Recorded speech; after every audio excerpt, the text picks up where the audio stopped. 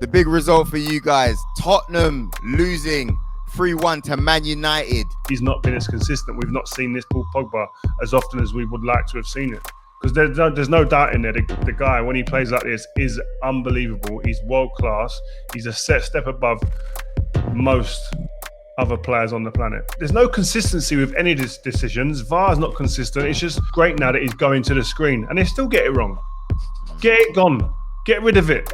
Oh, can we get a little photo, like take a picture of the WhatsApp group, please, and put it in what Joel was saying. Yeah. You already know the vibes. Looking in with the guys. Even Rio and Joel. I got tune into 5. You know the vibes, you know the guys, you know the trio. You know it's D, you know it's Joel, you know it's Rio. Yes, guys, welcome back. This is Vibe with 5. Make sure you subscribe and turn on your notifications. Listen, man, we've given you a bunch of videos today. The Ollie Watkins interview is out now. So if you haven't seen it after this vid, make sure you go back and check it out. You know, we love to hear people's come-up stories, seeing where they've come from lower league football. So we thought it was a real important story to share with you. Rio, what else have we got out already this week and coming out besides the Ollie interview? Well, we've got Raheem Sterling. What a guy, man. What he's achieved over the last few years, the way he's performing, what their aspirations are now, the quadruples on. So, yeah, that's a great sit-down interview with him. That was out at 12 o'clock, so go back and watch that if you've not watched it at all. But also we've got Pochettino on Wednesday. Maurizio Pochettino letting us know what's happening in Paris, how he's adjusted to it there after their massive win against Bayern Munich, and what's coming this week in the Champions League with the return match against Bayern. So, yeah, all to look forward to. Enjoy. And make sure you keep listening out and subscribing to 5 guys. Oh, yes. That Poch one to be good, you know. You reckon? Yeah, I can't wait to see that one. Because that's, I mean, I don't want to say he got lucky, but they were under the cosh a little bit. Lewandowski would have made a big difference in that game. Massive I know. difference. So, the way he talks about Mbappe as well. Oh, lovely. Yeah. Oh, wait, man. Brilliant stuff. All right. So the big result for you guys, Tottenham losing 3-1 to Man United. Now, you know what? Yeah, I'm surprised it was such a heavy score. What did Man United do right in the second half versus what they did poorly in the first half? What would you guys say? Start off with you, Rio. They showed character. They looked like the team that were saying, we are the team who are second in the league and we're confident of finishing Champions League positions and we're a team on the up. They didn't panic. They went a goal down. The circumstances, obviously, that the VAR goal was a disgrace, but they didn't panic. They didn't play particularly well in the first half, but I don't think they were dreadful. Second half came out, they just put their foot on the pedal and thought, you know what, this is us. We're going to take this result off of them. They took the game by the scruff of the neck. Spurs had the odd little chance here or there, but Spurs were never in the game after that, especially when the goal went in. Spurs were they just surrendered. And it was Spursy. Are we surprised? That is the way they play. That's the way they've been. Well, you're not surprised about that at all. I don't think anyone can sit here and say, "Oh, I expected Spurs to be a bit different." I think we expect Harry Kane to react or be different. We expect Son, because that's what they are. Them two players, they're top players. That's the people. But their characteristics, I don't think, really rub off on what Spurs are like and what Spurs are about. It's a very different. I don't know, man. I'd be worried if I was a Spurs fan. I've got to be honest. This next transfer window coming up, Harry Kane, should I stay or should I go? Son must be thinking the same thing. But Man United, I have to say, from their perspective, that was a convincing victory, especially when you consider the 6-1 hammering that United got at Old Trafford to come here and convincingly beat this team. And what I was as pleased with anything about was Mason Greenwood's impact. And I spoke about him on BT the other day, saying that he's been doing a lot of the right things, but not getting his rewards in terms of goals. So it's probably his good elements of his game have probably been unappreciated of late. But as we all know, as strikers, they get a lot of value and confidence from goals. And he changed the game with an assist and a beautiful goal. I mean, Reguilon got sent out of the stadium, shifted him, and then bang. And I think it was in that respect, I think Man United could gain a lot more from that in terms of his impact towards the running at the end of the season. I think you bang on with the striker thing. I thought him and Cavani were excellent. And Mason's I think it's 4 goal contributions in the last 4, which is mint. But I think this little purple patch that he's been on has probably been 7 or 8 weeks, maybe. Something like that. The performances have really been there. And I thought the most pleasing thing about it was the smile on his face when he was playing, because I don't think that was there 6 months ago. And I don't know whether he was going through stuff off the pitch. I don't know whether there was other factors that was playing into everything. But he seems to have relaxed, found his mojo again. And for a 19-year-old striker, I'm sure you've seen players at this stage of development, and he could probably go right to the top with the attributes that he's got now and the career trajectory that he could have from here onwards. But someone on the opposite end of the career, I thought Cavani showed his importance and possibly his best performance in the United shirt. I thought he was mint. I thought he was really unlucky when the goal was ruled out. And like I said, I thought it was absolutely nonsense. The movement and finish for that goal that was ruled out was spectacular. Really deserved to get a goal. So I was buzzing for him when he managed to get on the score sheet later in the game as well, doing what he did best. Interesting that he's right up there now with Calvert-Lewin for headed goals this season. I think that really highlights something that United need to replace. And I would love it for Calvert-Lewin to be that guy, but I just don't think you're going to get a tune out of Everton with any kind of price that you want. But I think it's probably worth mentioning Paul Pogba. I thought his performance was really good as well, mature. Sorry, Steve, can you go back to the Calvert-Lewin bit? Would you pick him over Harry Kane if you had the choice? Well, I did for England, and some of that might have just been just to rile up the comments a little bit. A little bit. Just a little bit. But for United, I don't think Kane suits United. And that's my opinion. Can be completely wrong on that. I think if you look at 2 of the strikers that are likely to move this summer, Erling Haaland, Harry Kane. And if you looked at 2 places that probably need a striker, and you look at United and you look at City, and I think if Erling Haaland went to City, I'm sure he'd score goals, but I'm not sure he's the perfect striker for City. I think Harry Kane is. And I think he will go there and he would really outscore what Erling Haaland would do. And I think that would be the opposite at United. Would Kane score goals if he was at United? Yeah, I'm sure he would, because he scores goals. But would he maybe score as many as like an Erling Haaland would do? Would Erling Haaland lead the line in a different way to what you would get out of Harry Kane? I think that both of those strikers could go to either of those clubs and be successful, but I think one of them would get an extra boost, 10, 15% boost, and the teams would improve around them as well if the right striker went to them at the right kind of time. I think Kane would be lethal at City, and I think Haaland would be lethal at United. That's not to say that either would get them. And probably being more realistic, I think Calvert-Lewin would be the one that might actually suit United a little bit better. And I think how good he is in the air and looking at how United are starting to put balls into the box, I'd love to see us bring Calvert-Lewin in over anyone else, really. I think he's probably the more realistic sign if he's available. That's interesting. Rio, thoughts? It's one out of left field. I'll have to say that. I think, listen, Dominic CalvertLewin, for me, I love him. I've watched a lot of Everton this year, and I think he's a player that uneases defenders. He's not one you'd want to play against him week out. He's aggressive. He attacks the ball well. What I like about him is that speaking to Carlo Ancelotti earlier in the season, he mentioned Inzaghi, and he said he doesn't need many chances, and he scores goals in and around the 6-yard box. And you look at Calvert-Lewin this season, he's listened to that. He's taken it on board. Obviously, he seems a real good student of the game, and he started putting that into his own game. And we've seen the rewards he's had. He's got into the England squad. He's scored loads of goals in and around the 6-yard box, scoring them ugly goals. And I think he would be a fantastic signing for Manchester United.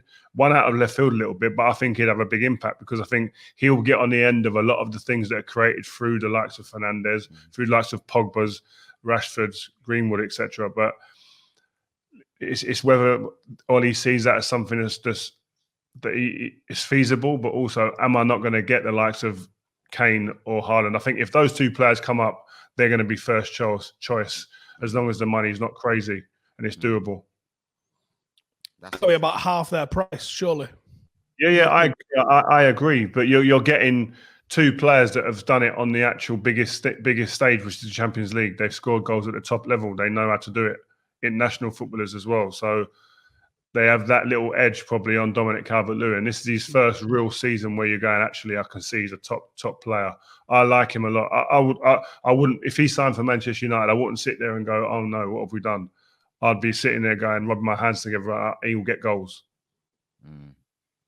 Real quick, before we move on to the VAR decision that everyone's talking about, I think a special mention that you were going to put in there, Steve, Paul Pogba, when he plays like that.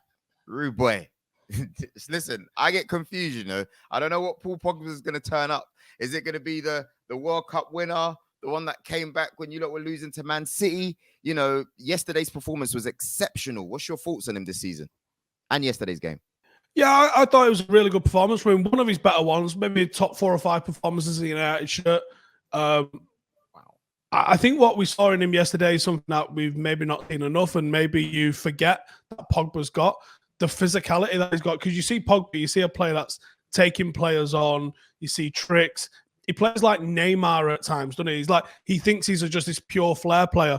Well, sometimes he remembers. He's looked in a mirror and gone, hey, I'm massive. And I'm going to play like I'm massive. And I thought yesterday he played like he was massive. He was holding the ball off. He was using his strength. He was using his height. And I thought it was just a real mature performance from him. And when he's playing like that, sometimes it makes you go, can we work with Raiola? Like, maybe we can sort this out with him. Maybe he's not the worst thing in the world ever. Because I think if you want to replace Paul Pogba, you're talking north of 100 million. And again, I just don't trust United board to find that sort of cash. So I almost think, you know what? Give the man what he wants and keep him. Because if he wants to be at United, if he wants to be at Old Trafford, you're going a long, long way to find anyone better than him. Do you know what? It's weird. I bumped into him at the stadium the other day when I'd done the game. And I forgot how big he is. He's a giant. He's a little bit taller than me, probably. But I thought he had heels on at the time. I had to check his feet. He's around a little bit, maybe a half an inch taller than me. He's a unit. He could beat up, bully all these players. But what I spoke about this with my mates on a WhatsApp group yesterday. Do you know the mad thing about Paul Pogba? He came to United. He left United when United were winning everything. When he came back, he found a very different Man United. And I think that stunned him. I think that took him back and he thought, wow, this isn't really what I remember. This ain't what I bought into. Just the vibe in the training ground ain't the same. The winners ain't here no more. Like it was before. And I think that just took him back and he bearing in mind he's off the back of winning the World Cup as well. And he's there thinking, you know what, we've won the World Cup again. I've come back in again this summer. Nothing's changed. And I think the club's direction was kind of a bit skew with, a bit all over the place. And I think that messed with him. And I think he was like, no, I've been winning at Juventus. I've now won with France. Like, Man United, this is where I want to win. And because it wasn't aligning in that, and listen, not everybody can be that person who's going to galvanize a football club, but you can be part of that process. And I think he's someone who's very much someone who can be part of that. And I think now he's seeing and smelling blood, and he's smelling that actually we could be onto something here. I can see the improvement this year. We've gone from where we finished last year. Now we're looking like we're going to finish second. We could win the Europa League again. I can see next season we're going to challenge even. We're going to get closer again. That whets his appetite, and you see a different Paul Pogba, and you see the Paul Pogba that we all know and love is in there. And it's about doing that consistently now. And I think that will come if he feels that the club are built to win now. Because I think you've got to look at a professional footballer's point of view as well sometimes, which we don't. We get caught up sometimes, just think we're all just fans and fairy tale. There are players sitting there and thinking that the clock's ticking. I can't sit here and not win things. I'm used to winning. I'm not won for 2-3 years now properly, the big titles. You start looking around, where else? Because they're winning over there. They might want me as well. My agent's telling me, no, it's disturbing. It distracts you and stuff. And so I'm not trying to give him excuses here, but I'm just thinking about some of the things that might have been going on behind the scenes as to why he's not been as consistent. We've not seen this Paul Pogba as often as we would like to have seen it. Because there's no doubt in there. The guy, when he plays like this, is unbelievable. He's world class. He's a step above most other players on the planet. Steve, VAR decision. Can we talk through that real quick? Did you tweet? It's a disgrace. Get rid of it, Rio. Yeah, just got to go, man. Get rid of it. It's confusing. That's it. Like, get rid of it. I did a watch along yesterday, and Cavani's goal went in, and I went yes, and then held back and went, "Is that offside?" What's that about? This is the moment we exist for, is goals, and I contained myself because I was like, I don't know if it's onside or offside. It's taking the emotion completely out of football. You don't know whether to celebrate, whether to cry, put your hands in your hair, because you don't know what's going on. Because there's so many there's no consistency with any of these decisions. VAR is not consistent. It's just the way that they deal with situations. You think to yourself, oh, it's great now that he's going to the screen, and they still get it wrong. Get it gone. Get rid of it. Yeah. Agreed. Let's move Jose on. Mourinho. Listen, what's going on, Steve? You must have seen the postman's chat more than I did. Last week you said, when did he get so snide? You said. Yeah, you said that. You know what? It stuck with me during the course of the week, and I was just looking at him thinking, rah, he's right. He just looks horrible, bruv. And he was charming. 2005, he had a twinkle in his eye when he was saying to everyone he was a special one. And I think you would have, if you played for him, I can imagine you'd have gone through walls for him if you bought into what he was selling. Whereas now I can imagine he talks in a dressing room and people are looking at each other and shaking their heads. That's what I can imagine at the moment. Like, this guy's lost it. Like, that mentality, I think, works when you're winning. And when you're not winning, you go, he's kicking off of him. He's kicking off of him. He'll kick off with me in a minute. Like, I think he's lost his charm. I don't think he's charming anymore. I think he's better. And I think his post-match comments, when I've actually thought about it, what he's done is made it about him again rather than make people analyse how bad Tottenham played. Yeah.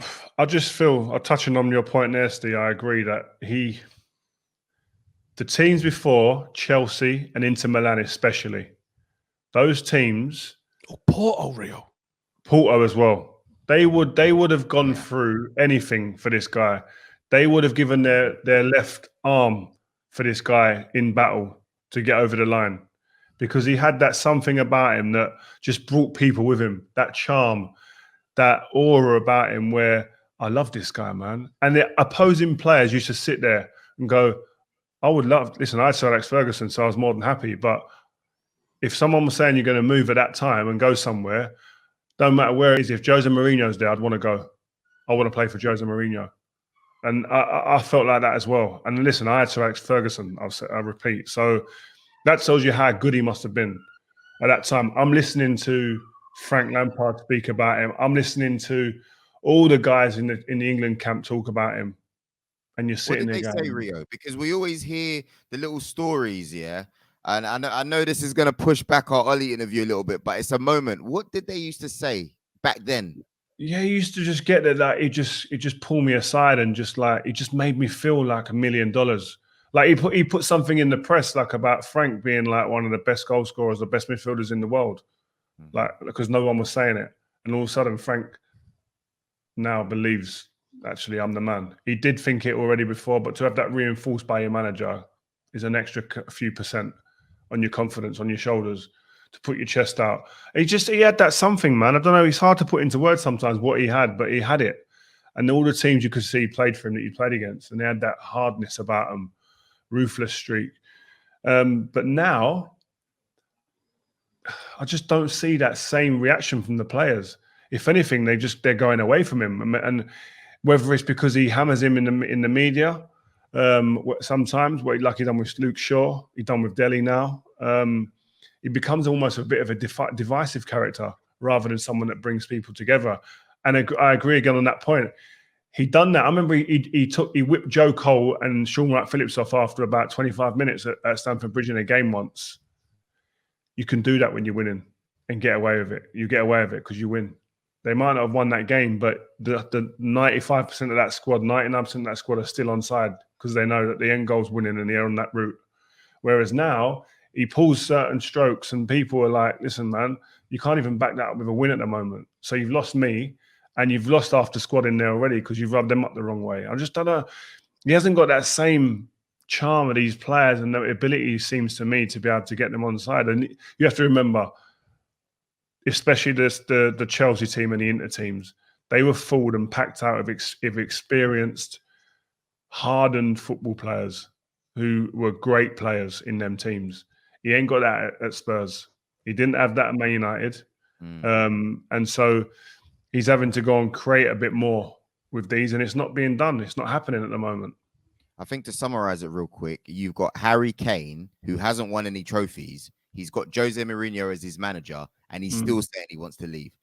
15 years ago, we would have never seen that. Never seen Agreed. that. Right, last week, pretty sure I told you West Ham were finishing in the top 4. Everyone laughed. Are you not entertained? I gave you a side eye, you know, when you were talking. If you go back to the video, I just thought, what's this guy on, bruv? Like, I thought you was mad. Like, it's gonna be close. It's gonna be close. I don't think they're a certainty by any stretch, but I do think they're value for being in it. What an achievement it would be if it is. And oh my God, Jesse Lingard, what is happening? West Ham, 100 million. We'll start talking there. Did you know what's funny? Yeah, all of a sudden I'm seeing loads of people are like West Ham fans. All of a sudden, like on social media, everyone's got their irons out. I'm thinking, wow, like he's really, really put that club together. I think if they get top 4, obviously respect to everybody else who's played in the team, but for me, he's the main man. And Man United, no, I think he's got good bargaining power at the moment. Like you said, Steve, I don't think he's going to go for 100 million, but I think you guys can get some good change for him if you want. If that was some kid from France on loan at West Ham that arrived and did this, you're not talking about a £30 million. You're talking maybe not 100, but when you think that the fact he's English adds 20% on top of the price for starters, right? This should be a player that's, put it this way, if you come to me with 30 million, I'm going to smack you in the face, right? Well, even you at can't his be age, getting him for that. Even at his age. What do you mean even at his age? It's his peak. They're talking about Harry Kane going for 150 million. Isn't he older than Jesse Lingard? Fair enough. Right, no, he's not. But also, we're probably around the same age. You know what I heard, guys? I seriously heard that Arsenal are thinking of putting in a bid for him, you know, for like 40 mil. That's what I heard. He plays well at Emirates. Yeah, but you know what? They wouldn't have him there. The way he moonwalked off that pitch once, they wouldn't have it. The fans would rip the place apart. He disrespected the Emirates in a way that's never been seen. Yeah, you say that, but we're going through motions at the moment where you know what I mean, you will take a David Luiz who used to play for Chelsea, you'll take, you know what I mean, a Willian, you'll take all sorts. So why not? Do you know the mad thing is, yeah, with Jesse Lingard, I've probably been on in terms of like pundits on TV, I've probably been his biggest fan. He grew up at Man United when I was there, so I've watched him through the years, yeah. The only criticism I probably got of him in that time, since even when I left and when he's been at Man United, is probably that he might have lost focus off the pitch. Through family stuff, but also through social media and just letting that maybe run away a little bit. Well, doing battles with me, dancing around and that with me and that. Yeah. I forgot about that. and I mentioned that on TV one time, but I just feel that it was a focus that was lost. This kid, talent-wise, ability-wise, I've said for years could play anywhere because he's that good. He can. There ain't many players in the young generation now that a lot of them can just play one touch or two touch. He can, off both feet, great body angles to receive the ball, movement to get on the ball. At West Ham the other day in their game, opposite movement all the time to get on the ball. He does a lot of textbook stuff that you'd teach every young player, and he gets goals. We knew that anyway at Man United. He scored some big goals, FA Cup finals, etc. He scores big goals. He knows how to find the back of the net, and he ain't scared of the big occasion. Stepped into the England fold, produced a good, scored goals. So I never doubted his ability. I just think sometimes, doesn't matter how good you are, if your focus isn't 100% on the pitch, for whatever reason, you won't perform to your capabilities. And he's been a very big proof of that. Now he's gone to West Ham, and whether it's being told that he can go out on loan and that's maybe he's gone, oh my God, actually, right, I'm going to reconfigure myself, go there, prove myself. I've got something to prove now. That might be the case. And you've seen, actually, this guy is a top player. He's had to have had some sort of professionalism as well, by the way, to have turned up there fit after not playing any games. Yeah, so his professionalism can't be questioned. It's just sometimes when your focus isn't complete and it isn't 100%, you will not perform to the top of your abilities. And I think that he's gone there. And David Moyes will not be surprised what he's done. He's watched him at close quarters. I disagree. David Moyes did not know that's what he was going to get this season. Doesn't matter what you say. You didn't know he was going to do that this season. No. I'm not surprised that he's gone. He wouldn't have been surprised by the ability that he's showing. Listen, no one thought he'd go in there and be the man that scored more goals than anyone since he's gone there in the Premier League. He scored more goals than any other player in the league since he's been there at West Ham, yeah? No one probably could have seen that. Yeah, you're right. But in terms of, has he got the ability to go and do great things at West Ham? Moyes, he's seen it all. He knows that's under the bonnet. It's just that he hasn't been producing it. Hasn't been given the opportunity at times as well to produce it. And then the next question is, should Man United take him back? It's not about Man United. It's about. No, but he's Man United player. Should Man United take him back? Should he want to go back to Man United? That's another question. He might be sitting there going, I think the mental break from being away from United has done him the world of good. The toxicity of some of our fan base when you're not Bruno Fernandes, you're not allowed to be a squad player at United anymore. You're either Bruno or you need to get out of the club. That's what it's like on social media. It's horrible. Hey, I agree with you. I love Jesse Lingard. I want to see him be happy and play football. I actually said go play somewhere like south of France so we can come and visit you and somewhere nice and hot. I didn't want him to go to London for that. But if he goes to West Ham or if he goes and stays in the Premier League and he's happy playing football, I'd rather him being happy than being miserable at United. What do you mean you can't be a squad player? Like McTominay's a bit of a squad player. Rio. Of course, you can be a squad player, but the fan base doesn't process what a squad player is at the moment. You're not allowed to have players in the squad who aren't Bruno Fernandes. It's not just that. It's the value as well, Steve, because when he's at Man United, what is he seriously looking at? Is he going to be starting ahead of a Diallo that you guys are bringing up? What's going on? Or is he going to get 10, 15 minutes here, still trying to figure it out? Is he even going to be in the England squad? Is that enough to play for England? Nah, he's in a good place. What'd you say, Steve? He needs to go play football, go enjoy himself. Yeah, he's lived all of our dreams, grown up a United fan, played for the club, done a good job in a United shirt, I would say, by and large. Not really done much in a United shirt post-World Cup, but, won us an FA Cup and put in some pretty good performances since. Is that his peak as well, isn't it?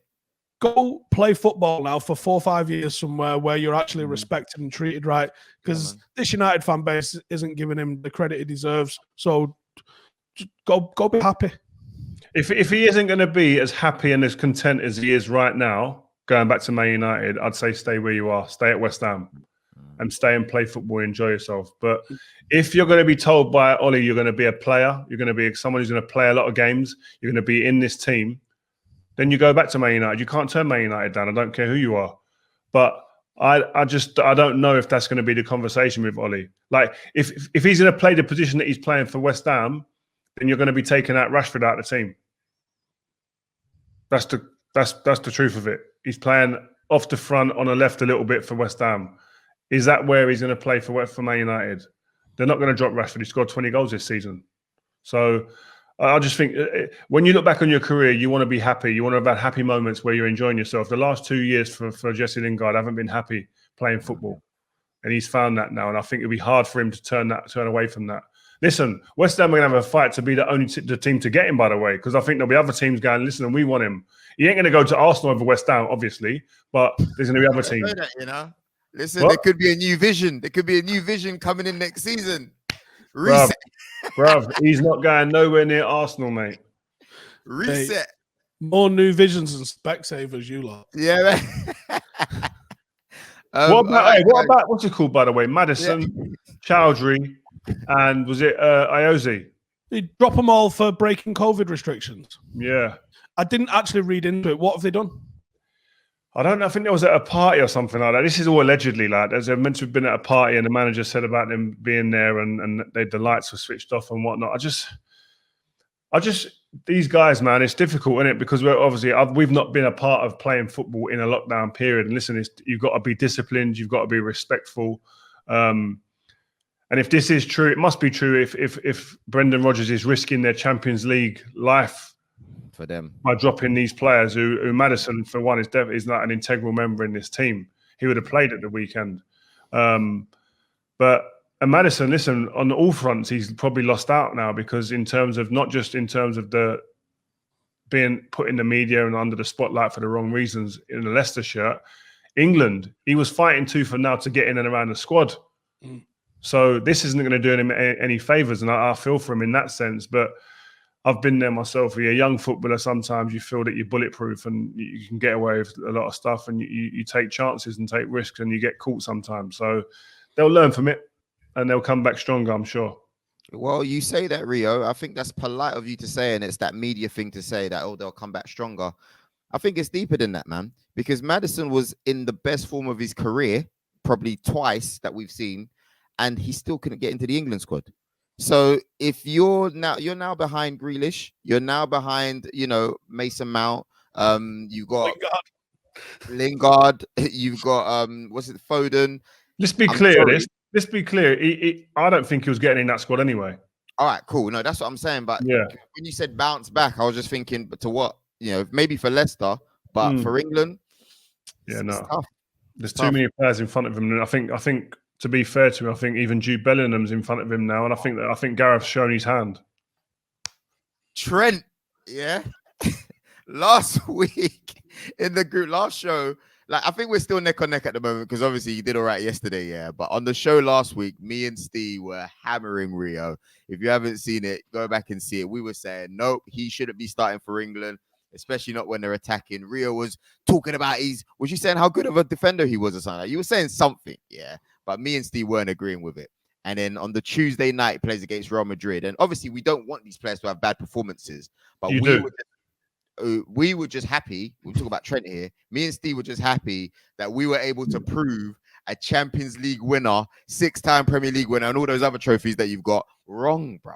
So you got to listen. It doesn't mean because you've played at a world-class level that we know nothing, So what does it mean what does it mean that he scored the winner at the weekend then for Anfield? Character. I rate his character. Can I just say something as well? Yeah, our England team, the last tournament, we went out on the basis that we couldn't break down the likes of Iceland and teams like that. We couldn't break them down. We struggled to dominate possession in certain games or create chances in the big games. Croatia, a moment for us to really go and really stamp our authority. No creativity, couldn't get on the ball. And you've got the most creative right back in the world probably right now, and you're talking about him not even being in the squad. I can't understand. You're backing it. I can't understand it. He's got the same amount of assists in the Premier League as Wan-Bissaka does. Pardon? He's got the same amount of assists this season in the Premier League as Wan-Bissaka does. It's not about he or she. Yeah? I'm saying to you, the last 3 years, go and look at that stat, and then you'll be mesmerised. He was breaking all sorts of records. Let's just look at that. Last 3 years.